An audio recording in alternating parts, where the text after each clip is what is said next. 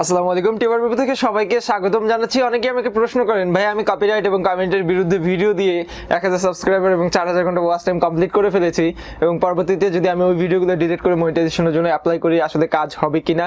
মূলত আজকের এই ভিডিওতেই এই টপিকটা নিয়ে কথা বলবো এবং আপনারা যারা কপিরাইট ভিডিও দিয়ে 1000 সাবস্ক্রাইবার এবং 4000 ঘন্টা ওয়াচ টাইম করে ফেলেছেন অথবা কমিউনিটি গাইডলাইনের বিরুদ্ধে যে কোনো ভিডিও দিয়ে 1000 সাবস্ক্রাইবার এবং 4000 ঘন্টা ওয়াচ টাইম করে ফেলেছেন, তাদের ভবিষ্যৎ কি এবং ওই চ্যানেলগুলো ভবিষ্যতে কি হবে। অথবা অনেকে আছেন যারা 1000 সাবস্ক্রাইবার 4000 ঘন্টা কপিরাইট দিয়ে করেছেন বা অনেকগুলো সাবস্ক্রাইবার গেইন করেছেন, এখন ভিডিওগুলো ডিলিট করে দিয়ে নতুন করে কাজ শুরু করতে যাচ্ছেন। তো আপনাদের ভবিষ্যৎ কি, বা অনেকে প্ল্যান করছেন যে আমি কপিরাইট দিয়ে কাজ করে চ্যানেলটা র্যাঙ্ক করে নিয়ে ভিডিওগুলো ডিলিট করে দিয়ে আবার আমি আমার কন্টেন্ট নিজের কন্টেন্ট আপলোড করবো, যেহেতু আমার কন্টেন্টগুলো মানুষ দেখে না। সো এই টপিক নিয়ে আজকে কথা বলবো। আমার কমেন্ট সেকশনে এগুলো নিয়ে অনেক বেশি প্রশ্ন পড়ে। আমি আজকে একটা কিউএনএ ইন্ডিভিজুয়াল কিউএনএ করতে চেয়েছিলাম, কিন্তু পরে দেখি যে এই কমেন্টটা প্রচুর পড়েছে। তো আই থিঙ্ক আজকে আমার মনে হলো ভিডিও করার একটু আগেই যে এই টপিকটা নিয়ে একটু কথা বলা দরকার, বিকজ আমি আপনাদের প্রবলেমগুলো নিয়ে কথা বলি। সো একটু আগে আমি কমেন্টগুলো ঘাটছিলাম আপনাদের এবং সেই সময় আমি দেখতে পাই যে এই প্রশ্নটা বহুবার পড়েছে। এখন মূলত আমরা কথা বলবো এই টপিকটা নিয়ে। মূলত আপনি যদি থিঙ্ক করেন যে আপনার চ্যানেল একটা খুলবেন, খোলার পর কপিরাইট এবং কমিউনিটি গাইডলাইনের বিরুদ্ধে ভিডিও দিবেন, ভিডিও দেওয়ার পর চ্যানেলটা র্যাঙ্ক হলে আপনি ওই ভিডিওগুলো ডিলিট করে দিয়ে আপনি নতুন ভিডিও আপলোড করা শুরু করবেন এবং মনিটাইজেশনের জন্য অ্যাপ্লাই করবেন। আর আপনি যেহেতু নতুন ভিডিও আপলোড করে মনিটাইজেশনের জন্য অ্যাপ্লাই করবেন, ইউটিউব হয়তো বা দেখবে আপনার চ্যানেলে সব অরিজিনাল কন্টেন্ট, একদম ভালো কন্টেন্ট, আর আপনার চ্যানেলটা মনিটাইজ অ্যাপ্রুভ করে দিবে। আপনি আজকে ভিডিও আপলোড করা শুরু করবেন, এক সপ্তাহ পরেই আপনার চ্যানেলে মনিটাইজেশন অন হয়ে যাবে এবং আপনি ইনকাম করা শুরু করে দেবেন।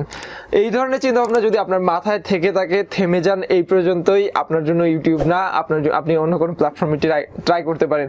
আই থিঙ্ক এই ধরনের চিন্তা ভাবনা দিয়ে আপনি ইউটিউব না, অন্য কোনো প্ল্যাটফর্মও না, আপনি কোথাও ইনকাম করতে পারবেন না। বিকজ অনলাইনে আপনি যদি কাজ করতে চান, আপনার ইউনিক, আপনি যদি লাইফ টাইম কাজ করতে চান, লাইফ টাইম আর্ন করতে চান, আপনার একটা ইউনিক থিম বা একটা ইউনিক চিন্তা ভাবনা থাকতে হবে। এরকম যদি হতো তাহলে বাংলাদেশের অনেক ইউটিউব চ্যানেল হয়ে যেত এতদিন, যে কপিরাইট ভিডিও দিয়ে 1 মিলিয়ন সাবস্ক্রাইবার হয়ে তারপরে নিজের কন্টেন্ট দিয়ে আপলোড করে ইনকাম করতো।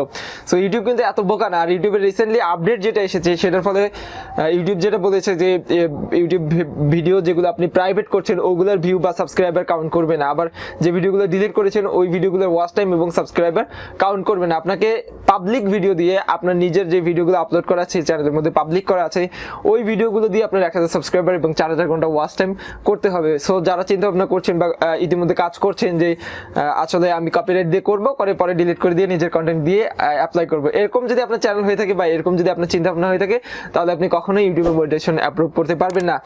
এখন সেকেন্ডলি হচ্ছে যারা কাজ শুরু করে দিয়েছেন তারা কি করবেন। তো আপনি যদি কপিরাইট বা কমিউনিটি গাইডলাইন নিয়ে ভিডিও করে থাকেন, আপনি নিজে থেকে হয়তো বা চ্যানেলের ভিডিওগুলো ডিলিট করতে হবে, অথবা ইউটিউব থেকে কিন্তু ওই ভিডিওগুলো ডিলিট করে দিবে। সো আপনি ইউটিউব থেকে যদি ডিলিট করে দেয় তাহলে কিন্তু আপনার চ্যানেলটাই সাসপেন্ড হয়ে যাবে এবং ভিডিওগুলো ডিলিট হয়ে যাবে। আর আপনি যদি নিজে থেকে ডিলিট করেন তাহলে তো আপনি চ্যানেলটা বাঁচাতে পারলেন, এবং বাঁচাতে পারা মানে এই নয় যে আপনি চ্যানেল বাঁচিয়ে মনিটাইজেশনের জন্য অ্যাপ্লাই করবেন ইউনিক কন্টেন্ট দিয়ে।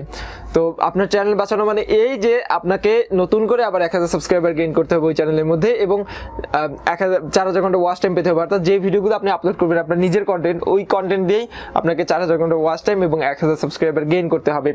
আবার অনেকে প্রশ্ন করেন রিউজ নিয়ে, আর একটা প্রশ্ন খুব বেশি পেয়েছি যে ভাইয়া আমি একটা ব্যাকগ্রাউন্ড মিউজিক ইউটিউব লাইব্রেরি থেকে নিয়েছি বা কপিরাইট ফ্রি একটা ব্যাকগ্রাউন্ড মিউজিক আমরা যদি প্রত্যেকটা ভিডিওতে ইউজ করি সেক্ষেত্রে রিউজ কন্টেন্টে আন্ডারে পড়বে কিনা। না, এটাতে কোনো সমস্যা নেই। আপনি আপনার একটা ব্যাকগ্রাউন্ড মিউজিক প্রত্যেকটা ভিডিওতে ইউজ করতে পারবেন, আমরা ইউজ করছি, কোনো সমস্যা হচ্ছে না।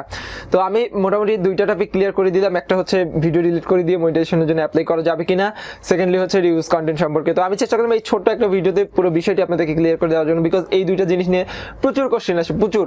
তো আমি এই দুইটা কোশ্চেন দিয়ে আজকের ভিডিওটা শেষ করে দিলাম। আর আপনাদের ইউটিউব সম্পর্কে, অনলাইন আর্নিং সম্পর্কে কোনো প্রশ্ন থাকলে অবশ্যই কমেন্ট বক্সে জানাবেন। আমি পরবর্তী কিউএনএ সেশনে অবশ্যই আপনাদের উত্তর দিয়ে দেওয়ার চেষ্টা করবো।